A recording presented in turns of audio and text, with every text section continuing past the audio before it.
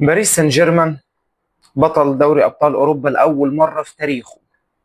بيراميدز بطل دوري ابطال افريقيا لاول مره في تاريخه. سنه 2025 من الاخر كده زي ايه يعني عام يعني او سنه من اكتر السنين اللي هتبقى دايما في ذاكره مشجع الكوره على المدى البعيد ومش هينساها. اي نادي ما خدش بطولات، اي نادي كان غايب عن البطولات، هو السنه دي بتبتسم له بالمعنى الحرفي. يعني عام كان فيه شغف، كان فيه تحديات، كان فيه حاجات حلوه شفناها في عالم كره القدم. آه، بنشوف بيراميدز، بنشوف باريس، أندية المشاريع والفلوس والصرف، ونجيب لعيبة وإدارة. يعني الواحد منهم شوية الفكة اللي في جيبه يطلع لهم 5 6 مليون وحاجات كتير هنتكلم عنها في الحلقة دي. فلو وصلك الفيديو ما تنساش اللايك وسبسكرايب وتابعني عشان يوصلك كل جديد. طيب، باريس كسب انتر ميلان 5-0 في نهائي. انتر ميلان قرر فيه ان هو يكون اسوأ وصيف في تاريخ البطولة. لأول مرة وأول نهائي في التاريخ بيخلص بالسكور ده وبفرق الأهداف ده، 5 في نهائي تشامبيونز ليج. ده وصمة عار، فعلا وصمة عار على فريق ياخد نتيجة بالشكل ده. طيب، إيه، باريس محضر، باريس داخل عارف ودارس الانتر وعارف هو هيضغط على الانتر ازاي، هيفتت دفاعه ازاي. انيركي في المؤتمر الصحفي بيسالوه انت هتعمل ايه مع دفاعات الانتر، قال لك انا اسهل حاجه عندي ان انا اعرف افك دفاع الخصم. الراجل ده مذاكر، الراجل ده محضر، الراجل ده عارف هو بيعمل ايه. لذا هو دخل الماتش تحس ان باريس بيلعب ولا كانه في حصه تدريبيه.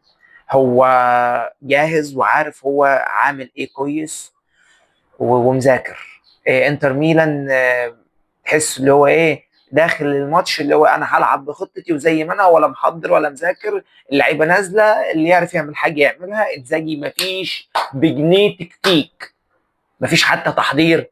انت حتى ما اتفرجتش على نص ساعه، نص مش هقول لك ماتش الباريس، نص ساعه انت ما اتفرجتش عليها الباريس في التحضيرات. انت ما شفتش باريس بيلعب ازاي، انت ما شفتش السرعات. ده انت ذات نفسك انت كمشجع كوره وانت بتتفرج على ماتش الباريس انت بتحس الكاميرا اللي بتصور الماتش، هو طبعا كاميرات مش كاميرا، الكاميرا اللي بتصور الماتش تحس ان هي بتجري مع اللعيب، مش ملاحقه على سرعه اللعيب. الضغط العالي اللي بيطبقه باريس سان جيرمان غريب. افتكاك الكوره، التحرك اساسا بدون كوره. واحد زي اشرف حكيمي ده انت بتلاقيه يمين وشمال وفي نص الملعب، وفي منطقه الخصم الستة ياردة.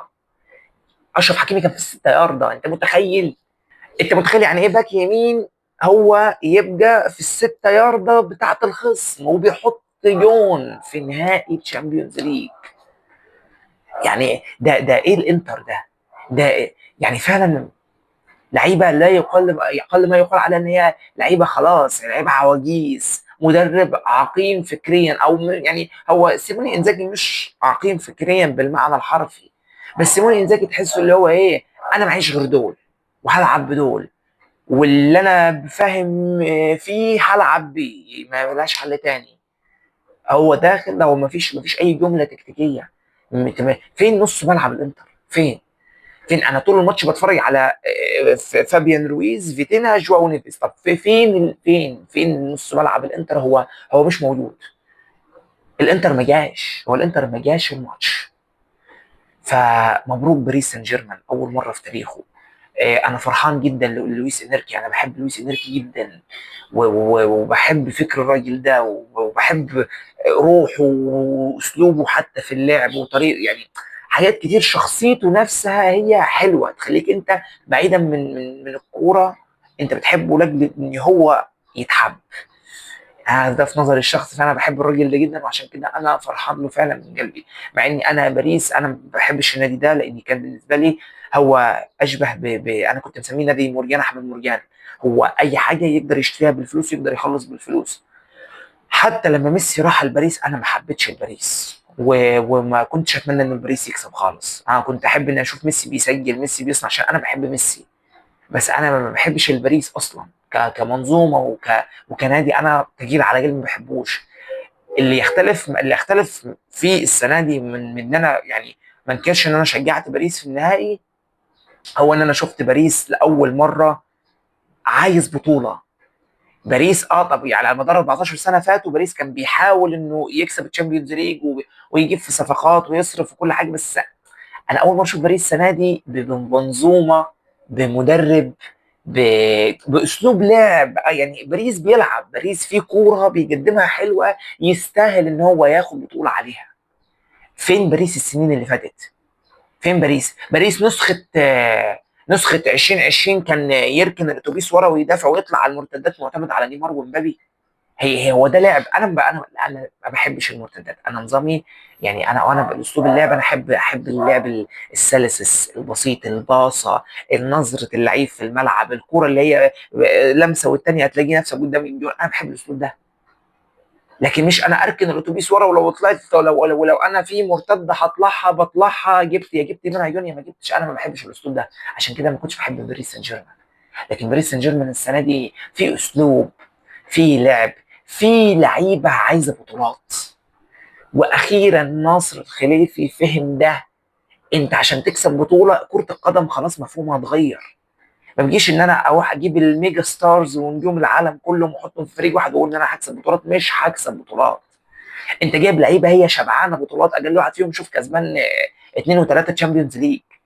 ف يعني واحد زي راموس، ميسي، نيمار واخد الشامبيونز ليج مع برشلونه. فانت جايب لعيبه هي شبعت، هي جايه عايزه تعمل لك، عايزه، انت شايفاك فلوس. انت كنادي باريس سان جيرمان اللعيبه دي جايه شايفاك فلوس، عايزه منك فلوس. تمام. وايه، وتقعد لها سنتين ثلاثه في زي ما يطلق عليه دوري الفلاحين. تمام. وتاخد لها بطولتين ثلاثه محليين وتتكل على الله تمشي، تطلع بقى على السعوديه تعتزل ايا كان هتروح فين. بس لما يبقى عندك لعيبه شباب هي اقل ما يقال عليها هي عطشانه كوره، لعيبه عايزه تلعب، لعيبه عايزه تعمل مجد، عايزه تعمل تاريخ، عندها دافع ان هي تاخد بطوله، مش لعيبه خلاص كانت بتخلص. فاخيرا باريس سان جيرمان فهم ده. عشان كده باريس سان جيرمان بلعيبه صغيره، لسه مش معروفين باسعارهم كلهم على بعض، ما يعني يا دوب يجيبوا حق صفقه نيمار في 2018 ويمكن بقى اغلى كمان حبتين ثلاثه كده شويه. يعني اخيرا باريس سان جيرمان بياخد الشامبيونز ليج، فدي حاجه واحد مبسوط لها للويس انريكي، واكتر من ان باريس نفسه كسب. طيب، باريس، نتكلم بقى في حته بقى الفلوس والكلام ده كله. باريس نادي فلوس، نادي فلوس. باريس على طول ال 14 سنه اللي فاتوا هو ما عليه ان هو بيصرف بس فلوس.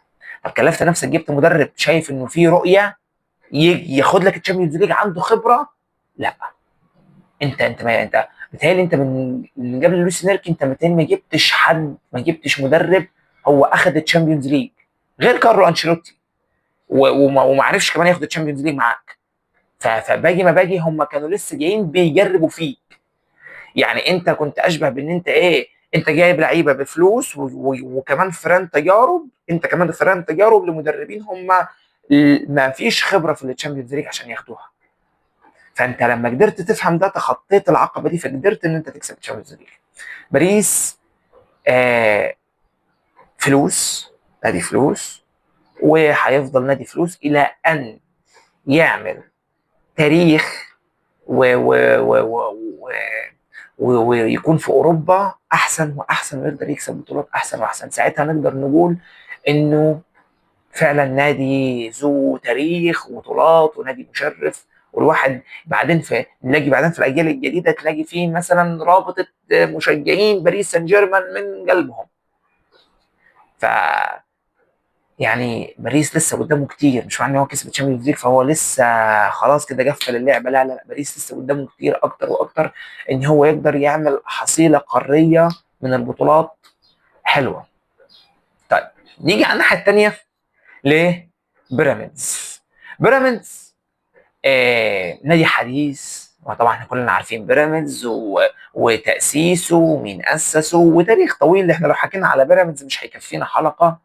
ولكن بيراميدز برغم خسارته الدوري، برغم ان هو شايف نفسه مظلوم والاهلي والست نقط، وانا ما بحبش اتكلم على المحل كتير، بس انا بجيب لك الاستفاضه والملخص.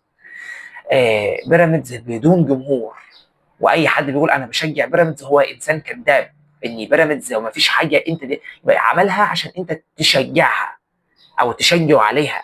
مفيش. هو لسه اول تشامبيونز ليج ياخدوا بيراميدز. فين الانتماء اللي عندك لبيراميدز يا معلم؟ انت كانوا شارينك بورك وصدر فرخه ورايح تاكل وجبه وقاعد في الاستاد. فما تقولش انت رايح تشجع بيراميدز من قلبك. مفيش حاجه اسمها تشجع بيراميدز من قلبك. في حاجه اسمها انا نادي شايفه عنده مشروع، شايفه نادي محترم، شايفه عايز يكون من صفوه الكبار، فبيحاول. عمل ايه؟ صرف فلوس. عايز تبقى نادي كبير؟ اصرف فلوس.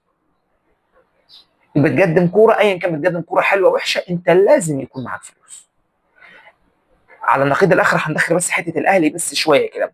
الاهلي الصفقات اللي هو بيشغل بيخلص فيها واللي هو عملها، هو الاهلي لو معهوش فلوس ما كانش عمل الصفقات دي. مع احترام الاهلي وانا راجل اهلاوي برضو وشوف كام دوري ابطال افريقيا وتاريخ محلي وتاريخ قاري وحاجات كتير. والناس برضو في مازال ستيل لعيبه بتيجي عشان انت تاريخ، فده بيعوضك شويه من الناحيه الماليه. بس الاهلي لو في العصر الحديث بتاع كره القدم وعصر الاحتراف اللي احنا فيه، الاهلي لو معهوش فلوس مفيش حد هيجي له لعيبه هي نفسها تلعب للنادي الاهلي، نفسها تلبس تيشيرت النادي الاهلي، بس فين الفلوس؟ مفيش فلوس. او هتلاقي نفسها فلوس اقل. تمام. انت كلاعب كوره محترف حاسس انت مش هترضيك الماديات بتاعت النادي اللي ممكن يقدمها لك. طيب، بيراميدز اول تشامبيونز ليج في تاريخه، اللي هو تاريخه ده اللي هو بنتكلم مثلا حركه 7 سنين مثلا، من 5 ل7 سنين. انا مش متذكر بالظبط بيراميدز امتى تاسس، بتهيألي 2018 حاجه زي كده. فيا دوب هو واخد بطوله بتاعت كاس الرابطه، وادي اخد تشامبيونز ليج. فاللي هو ادي بطولتين في تاريخ بيراميدز. برضه زيه زي باريس، برضه زيه زي باريس. قدامه كتير، محتاج ان هو يعمل عشان الاجيال اللي طالعه واللي لسه حديثه في كره القدم تشوف ان بيراميدز ده نادي تستاهل ان انت ممكن تشجعه. ولو اني انا مثلا انا عشان حضرت تاسيس بيراميدز وكنت عارف ان هو كان اسمه الاسيوطي وحاجات كده كتير، فاللي هو واحد مستحيل انه يميل لبيراميدز. يعني ما تمثلوش ولا حتى تفكر انت تشجعه في ماتش قصاد اي حد. يعني مثلا واحد كان يتفرج على بيراميدز وصن داونز، انت بتتفرج عشان بس بتتفرج على كوره. عايز بيراميدز يكسب، عايز بيراميدز يكسب عشان هو بس نادي مصري مش اكتر. لكن انت مش عشان حبك في بيراميدز ولا انت بتشجع بيراميدز فانت عشان عايز كده بيراميدز يكسب. دي مفارقات نادي الاموال او النادي اللي متاسس على ميزانيه ودخل، مش نادي الشعب. مش نادي، مش طبقه الكادحين. مش اللي هو لما تبقى حتى انت نفسك حتى تروح تحضر ماتش او تفك عن نفسك انت واسرتك، تروح تاخد بعضك او انت واصحابك تروح تاخد بعضك وتسمع ماتش وتشجع من قلبك. مش في بيراميدز، ومش هتشوف هدف بيراميدز ولا في باريس. بعيدا من الناس اللي في فرنسا بقى اللي هو في جماهير باريس سان جيرمان والكلام ده كله. بس انا بشوف انه انديه لسه بدون تاريخ، فمش مفيش انتماء، مفيش تشجيع، مفيش حاجات كتير انت مفتقدها في نادي الفلوس. فشكرا لكم على حضوركم الحلقه، ولو انت لسه مكمل معايا لحد الاخر فانت انا بشكرك من كل قلبي. وتابعني في كل جديد، ولسه في حلقات اكتر واكتر واحسن هتنزل. شكرا.